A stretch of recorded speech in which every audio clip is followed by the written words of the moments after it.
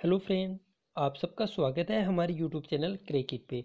दोस्तों, जैसा कि आपको पता होगा, हमने यूपी टेट के पेपरों की एक श्रृंखला शुरू कर रखी है। उसी कड़ी में आज का हमारा paper upper primary paper psychology का क्वेश्चन रहेंगे। अपर प्राइमरी का मतलब ये है कि हम अगर राजस्थान के संदर्भ में बात करें तो जैसे राजस्थान में रेट लेवल सेकंड होता है, उसी प्रकार यूपी में इसे अपर प्राइमरी नाम दिया जाता है। जैसे रेट लेवल सेकंड, उसी प्रकार यूपी में अपर प्राइमरी होता है। तो आप अपर प्राइमरी का आज का हमारा पेपर होगा 2019 का। दोस्तों, ये पेपर है, उसके आज हम 30 क्वेश्चन साइकोलॉजी वाले देखेंगे और उसका हर एक कंसेप्ट है वो समझने का प्रयास करेंगे, ताकि क्वेश्चन हमारे अच्छी तरीके से दिमाग में रह सके और याद हो सके।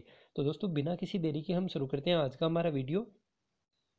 तो दोस्तों, ये देखिए, पहला क्वेश्चन है, निम्न में से कौन सी शिक्षण विधि प्रजातांत्रिक नहीं है? ऑप्शन है व्याख्यान विधि, सामूहिक परिचर्चा, प्रोजेक्ट विधि और सहभागी विधि। तो दोस्तों, इसमें पूछा है कि कौन सी शिक्षण विधि प्रजातांत्रिक नहीं है। अब सबसे पहले तो हम जानते हैं प्रजातांत्रिक क्या होता है। तो प्रजातांत्रिक होता है कि प्रजातांत्रिक विधि वो होती है दोस्तों जिसमें बालकों को भी मतलब उचित महत्व दिया जाता है। मतलब एकदम शिक्षक ही नहीं मुख्य होकर बालकों को विशेष महत्व दिया जाता है प्रजातांत्रिक विधि में। इसमें बात की कि प्रजातांत्रिक नहीं है, पर तो प्रजातांत्रिक व्याख्यान विधि है वो प्रजातांत्रिक नहीं होती है, क्योंकि व्याख्यान विधि में ओनली शिक्षक है वही मुख्य होता है। विद्यार्थी बस श्रोता की भूमिका निभाते हैं, एकदम निष्क्रिय स्थिति में रहते हैं। तो यहाँ पे प्रजातांत्रिक नहीं होती है व्याख्यान विधि। अब बात करते हैं अगले क्वेश्चन की। शैक्षिक उद्देश्यों के ब्लूम के वर्गीकरण के भावात्मक पक्ष से निम्न में से कौन सा स्तर संबंधित नहीं है?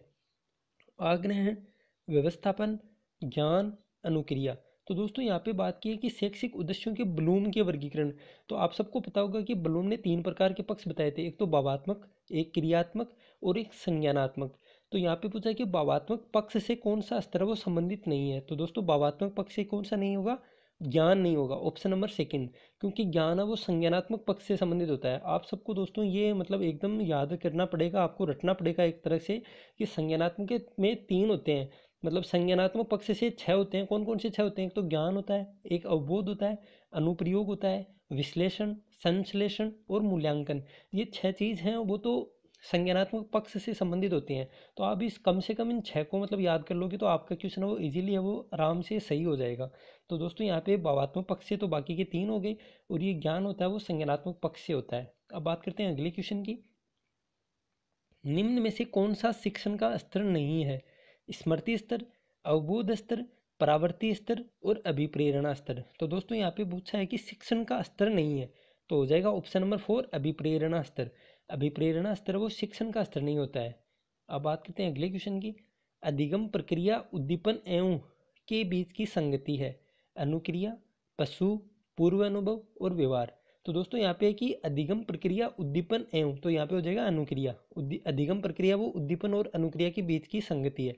ऑप्शन नंबर फर्स्ट है वो यहाँ पे बिल्कुल राइट हो जाएगा, अनुक्रिया। अब बात करते हैं अगले क्वेश्चन की। निम्न में से कौन सी शिक्षण विधि प्रगतिवादी सिद्धांतों पर आधारित है? प्रश्नोत्तर, निगमन, आगमन और समस्या समाधान। तो दोस्तों, प्रगतिवादी सिद्धांतों पर बात कर रहा है कि जिसमें निरंतर वो प्रगति होती रहती है। तो कौन सी शिक्षण विधि प्रगतिवादी सिद्धांतों पर आधारित है? तो यहाँ पे हो जाएगा दोस्तों ऑप्शन नंबर 4 समस्या समाधान विधि। समस्या समाधान विधि है वो प्रगतिवादी सिद्धांतों पर आधारित होती है। अब बात करते हैं अगले क्वेश्चन की। निम्नलिखित में से कौन सा समूह है सृजनात्मकता के तत्वों के संबंध में सही है? इसमें पहला ऑप्शन है बारंबारता, विविधता, मौलिकता, विस्तारण। तो दोस्तों, आप सबको पता है कि सृजनात्मक की बात कर रहा है, तो सृजनात्मक में न तो बारंबारता नहीं आएगा, मतलब बारंबारता वो सृजनात्मक में नहीं आता है। तो पहला ऑप्शन तो बिल्कुल गलत हो जाएगा। दूसरे में प्रवाह है व्यवहार्यता, मौलिकता और विस्तारण। तो दोस्तों, व्यवहार्यता है वो भी सृजनात्मकता से संबंधित नहीं होती है, तो ऑप्शन 2 है वो भी डिलीट हो जाएगा, मतलब गलत हो जाएगा। अब बात करते हैं ऑप्शन 3 की। तो इसमें है प्रवाह है, विविधता, मौलिकता और सहकार्यता। अब दोस्तों, सहकार्यता है वो भी सृजनात्मकता के तत्वों में सम्मिलित नहीं होती है, तो ऑप्शन नंबर 3 है वो भी गलत हो जाएगा। तो अपने आप ऑप्शन 4 है वो बिल्कुल राइट हो जाएगा। तो आप इसको एकदम से याद कर लेंगे, सृजनात्मकता के तत्व हैं वो है प्रवाह है, विविधता, मौलिकता और विस्तारण। ये चारों आप नाम याद कर लें, ये सभी सृजनात्मकता के तत्वों से संबंधित है। ऑप्शन नंबर 4 है वो यहाँ पे राइट हो जाएगा। अब बात करते हैं अगले क्वेश्चन की। एक 4-5 वर्ष के बालक में अपने पिता की अपेक्षा माता के प्रति अत्यधिक प्रेम की भावना विकसित हो जाती है। बालक के व्यवहार में होने वाले इस परिवर्तन को फ्राइड द्वारा क्या नाम दिया गया है? ओडिपस कॉम्प्लेक्स, इलेक्ट्रा कॉम्प्लेक्स, पराहम और नासिरिज्म। तो दोस्तों इसमें बात कर रहा है कि एक 4-5 वर्ष के बालक में अपने पिता की अपेक्षा माता के प्रति अत्यधिक प्रेम की भावना विकसित हो जाती है। मतलब एक बालक में अपने पिता की अपेक्षा माता के प्रति अत्यधिक प्रेम की भावना कौन सी ग्रंथि के कारण होती है? आप सबको पता होगा कि फ्रायड ने 2 प्रकार की ग्रंथियां बताई थी, ओडिपस और इलेक्ट्रा। तो ओडिपस है वो तो बालक में होती है, तो बालक है इसी ग्रंथि की वजह से अपने पिता के अपेक्षा माता से ज़्यादा प्रेम करता है। और इसी प्रकार लड़कियों में या गर्ल्स में इलेक्ट्रा ग्रंथि पाई जाती है और वो इलेक्ट्रा ग्रंथि की वजह से अपनी माता की अपेक्षा पिता से ज़्यादा प्रेम करती हैं। तो यहाँ पे पूछा है बालक का, तो ऑप्शन नंबर फर्स्ट और राइट हो जाएगा ओडिपस कॉम्प्लेक्स। अब बात करते हैं अगले क्वेश्चन की। निम्नलिखित में से कौन सा नियम थॉर्नडाइक के सीखने के गौण नियमों में शामिल नहीं है? आंशिक क्रिया का नियम, क्रिया प्रतिक्रिया का नियम, सादृश्यता का नियम और बहु प्रतिक्रिया का नियम। तो दोस्तों यहाँ पे सीखने के गौण नियमों में सम्मिलित नहीं है, ये बात इसमें पूछी गई है। दोस्तों क्रिया प्रतिक्रिया का नियम ऑप्शन नंबर सेकंड हो यहाँ पे बिल्कुल राइट हो जाएगा। क्रिया प्रतिक्रिया का नियम हो सीखने के गौण नियमों में शामिल नहीं होता है। अब बात करते हैं अगले क्वेश्चन की। स्कूटर चलाने वाले व्यक्ति द्वारा कार चलाना सीखते समय उसके पूर्व अनुभवों का सहायक होना किस प्रकार के अधिगम अंतरण का उदाहरण है? ऑप्शन फर्स्ट है ऊर्ध्व अंतरण, द्विपार्श्विक अंतरण, क्षैतिज अंतरण और धनात्मक अंतरण। तो दोस्तों इसमें पूछा है कि स्कूटर चलाने वाला व्यक्ति अगर गाड़ी चलाना सीखता है तो उसको जो स्कूटर चलाने में ज्ञान होता है वो उसके लिए सहायक होता है गाड़ी चलाने में। तो यहाँ पे हो जाएगा ये अंतरण है ऊर्ध्व अंतरण, वर्टिकल ट्रांसफर होता है। ऑप्शन नंबर फर्स्ट हो यहाँ पे बिल्कुल राइट हो जाएगा, ऊर्ध्व अंतरण ऑप्शन फर्स्ट। अब बात करते हैं अगले क्वेश्चन की। संप्रेषण संबंधी अक्षमता होती है डिसलेक्सिया, डिस्फेसिया, डिसकैलकुलेलिया और डिसग्रेफिया। तो दोस्तों आप सबको पता होगा, ये तो बहुत ही मतलब कॉमन सा क्वेश्चन है कि एक आध क्वेश्चन हर पेपर में आपको मिला होगा। तो इसमें हो जाएगा संप्रेषण संबंधी पूछा है, संप्रेषण होता है डिस्फेसिया। ऑप्शन नंबर थर्ड हो यहाँ पे राइट हो जाएगा डिस्फेसिया। तो संप्रेषण से संबंधित अक्षमता होती है वो डिस्फेसिया होती है, और पठन विकार से संबंधित होती है वो डिसलेक्सिया होती है, और गणित से संबंधित त्रुटि या किसी भी कैलकुलेशन में जो त्रुटि होती है वो होती है डिसकैलकुलेलिया, और डिसग्रेफिया है या डिसग्राफिया है ये होती है दोस्तों लेखन विकार से संबंधित। तो ये आपको मतलब सभी याद करनी है क्योंकि एक क्वेश्चन आपका डेफिनेटली है वो इससे आने वाला है, और ये बहुत ही लिमिटेड है, शायद 7-8 होंगी पूरी, तो आपको पूरी याद करनी है। अब बात करते हैं अगले क्वेश्चन की। मंदित्मना बालकों की शिक्षा हेतु कौन सा उपागम उपयुक्त कहा जा सकता है? संवर्धन उपागम, उच्च स्तरीय पाठ्यचर्या, व्यक्तिक अनुदेशन और तवरण उपागम।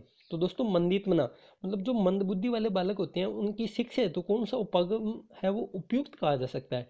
तो दोस्तों यहाँ पे हो जाएगा ऑप्शन नंबर 3 व्यक्तिक अनुदेशन, इंडिविजुअल।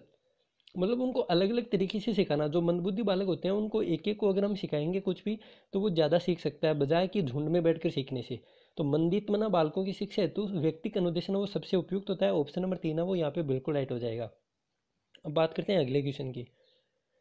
निम्न में से कौन सा कथन सत्य नहीं है? विकास एक मात्रात्मक प्रक्रिया है, विकास एक लक्ष्य उन्मुख प्रक्रिया है, सॉरी दोस्तों विकास नहीं, शिक्षा एक लक्ष्य उन्मुख प्रक्रिया है, सीखना व्यवहार परिवर्तन की एक प्रक्रिया है, और वृद्धि एक जैविक प्रक्रिया है। तो इसमें पूछा कि कौन सा कथन सत्य नहीं है। दोस्तों आपको अंडरलाइन करनी है पेपर के अंदर, वरना इस चीज़ में आपके 1 या 2 क्वेश्चन आते आते एकदम ईजी क्वेश्चन होते हैं वो गलत हो जाते हैं।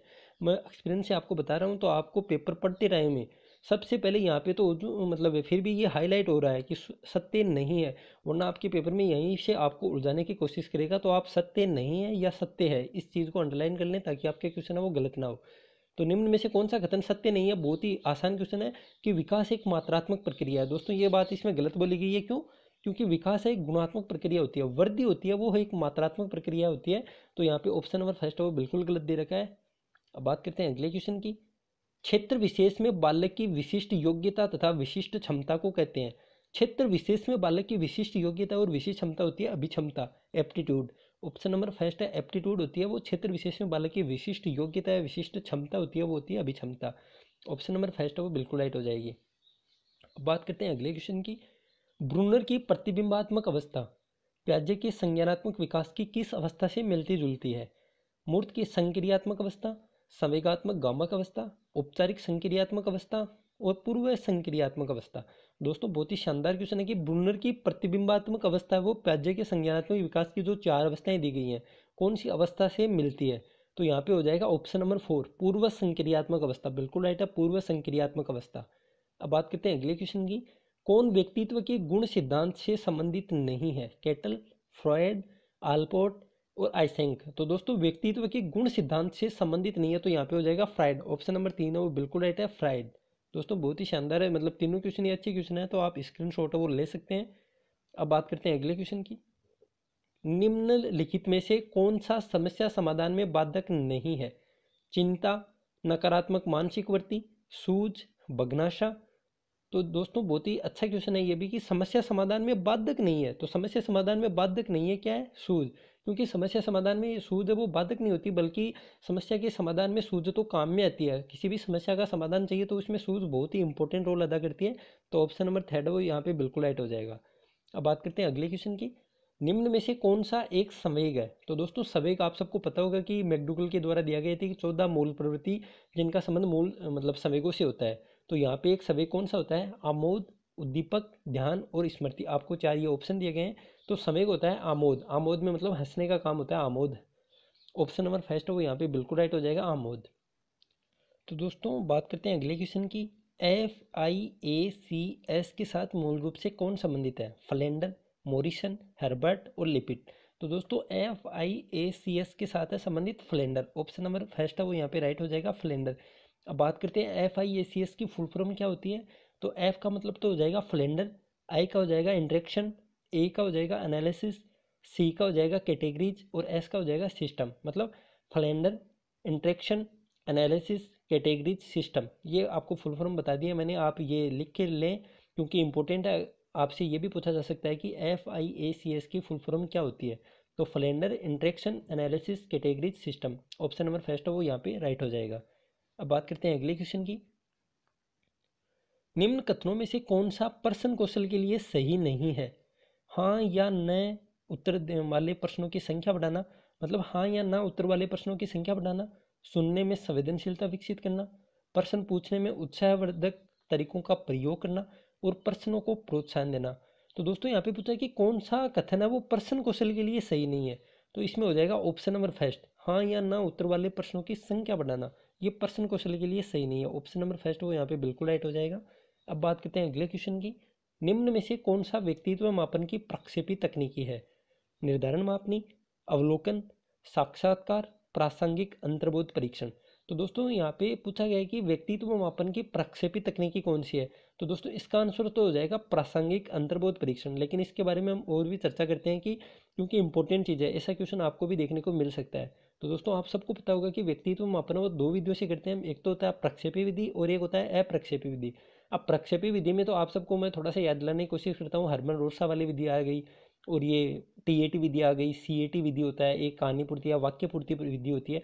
ये 4-5 विधि तो आती हैं प्रक्षेपी विधि में। और अप्रक्षेपी विधियों के भी दो प्रकार है, एक तो होती है आत्मनिष्ठ विधि और एक होती है वस्तुनिष्ठ विधि।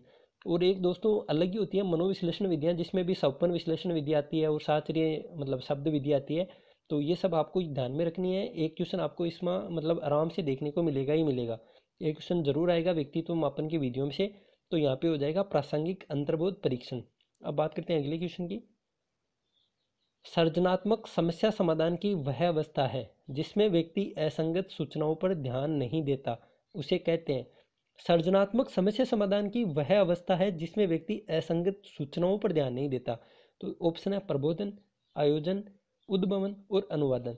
तो दोस्तों यहाँ पे हो जाएगा उद्भवन। ऑप्शन नंबर सेकंड वो बिल्कुल राइट है कि सृजनात्मक समस्या समाधान की वह अवस्था होती है जिसमें व्यक्ति असंगत सूचनाओं पर ध्यान नहीं देता, उसे कहते हैं उद्भवन। अब बात करते हैं अगले क्वेश्चन की। बोली जाने वाली भाषा की सबसे छोटी इकाई है। बोली जाने वाली भाषा की सबसे छोटी इकाई है ध्वनिग्राम, अर्थ विज्ञान, वाक्य विन्यास और रूपग्राम। तो बोली जाने वाली भाषा की सबसे छोटी इकाई होती है ध्वनिग्राम। ऑप्शन नंबर फर्स्ट है वो बिल्कुल राइट हो जाएगा, ध्वनिग्राम। अब बात करते हैं अगले क्वेश्चन की। निम्न में से किस पर्सन द्वारा सृजनात्मक चिंतन को सर्वाधिक अच्छे ढंग से अनुमानित किया जा सकता है? ऑप्शन दिए हुए हैं, क्या आप इसका उत्तर बता सकते हैं? इसे कितने भिन्न तरीकों से हल किया जा सकता है? इसे कौन बता सकता है? सही उत्तर बताएं। तो दोस्तों बहुत ही शानदार क्वेश्चन है, ऐसे क्वेश्चन ही आते हैं आपके रीट के अंदर भी। तो इसमें पूछा है कि निम्न में से किस पर्सन के द्वारा सृजनात्मक चिंतन को सर्वाधिक अच्छे ढंग से अनुमानित किया जा सकता है? तो सृजनात्मक चिंतन ऑप्शन नंबर सेकंड में बहुत ही बड़े तरीके से है कि इसे कितने विभिन्न तरीकों से हल किया जा सकता है। तो ऑप्शन नंबर सेकंड है वो बिल्कुल राइट हो जाएगा, इसे कितने विभिन्न तरीकों से हल किया जा सकता है। अब बात करते हैं अगले क्वेश्चन की। सूक्ष्म शिक्षण है दोस्तों, बहुत ही शानदार क्वेश्चन है, स्क्रीनशॉट ले लें आप इसका कि सूक्ष्म शिक्षण है अश्रेणीयन शिक्षण, प्रभावशाली शिक्षण, मूल्यांकन शिक्षण और वास्तविक शिक्षण। तो दोस्तों सूक्ष्म शिक्षण होता है अवश्रेणीयन शिक्षण। ऑप्शन नंबर फर्स्ट वो बिल्कुल राइट है, अवश्रेणीयन शिक्षण, ऑप्शन नंबर फर्स्ट। अब अगला क्वेश्चन है वो मिलान वाला है, सूची 1 को सूची 2 से सम्मिलित करना है। एक तरफ दे रखे हैं मनोवैज्ञानिकों के नाम और दूसरी तरफ उनके दिए गए सिद्धांत है। तो मतलब सूची फर्स्ट में है हेल, मैकडूगल, फ्राइड और मेस्लो, और सूची बी में आवश्यकता सिद्धांत, मूल प्रवृत्ति का सिद्धांत, मनोविश्लेषण सिद्धांत और प्रणोद अवकलन का सिद्धांत। तो दोस्तों अच्छा क्वेश्चन है ये, लेकिन इसको हम इजी क्वेश्चन मान सकते हैं क्योंकि बहुत ही आसान सा प्रश्न लग रहा है। तो इसमें दोस्तों सबसे पहले बात करते हैं हल के द्वारा। तो हल के द्वारा दिया गया सिद्धांत था प्रणोद अवकलन का सिद्धांत। तो फर्स्ट को आप 4 से मिला लीजिए, तो ऑप्शन नंबर थर्ड है वो तो अपने आप ही यहाँ से कट हो गया है क्योंकि इसमें तो पहला ए से ही मिला हुआ है। तो ऑप्शन हल के द्वारा दिए गए सिद्धांत का नाम है प्रणोद अवकलन सिद्धांत। अब मैकडूगल ने आप सबको पता होगा कि मूल प्रवृत्ति का सिद्धांत दिया था, 14 प्रकार की मूल प्रवृत्ति बताई थी जिनका संवेगों से संबंध बताया था।